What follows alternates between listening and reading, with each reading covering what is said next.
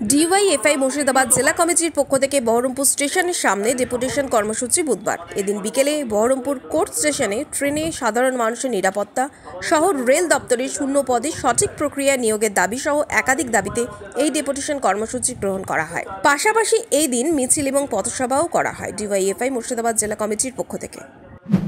দেশ জুড়ে ট্রেনের নিরাপত্তার দাবি, জনগণের নিরাপত্তার দাবি। দেশ জুড়ে রেলের নিয়োগ বন্ধ।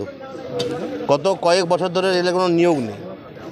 একের পর এক রেল দুর্ঘটনার ছবি আমাদের চোখের সামনে ভেসে উঠছে। হাহাকার করছে গোটা দেশের মানুষ।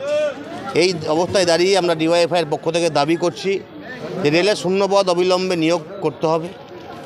শূন্যপদের পরীক্ষা সিস্টেম, সেই পরীক্ষা সিস্টেম সঠিক পদ্ধতিতে, স্বচ্ছতার পদ্ধতিতে এনে তাদের নিয়োগ পদ্ধতি প্রক্রিয়া সম্পূর্ণ করতে হবে।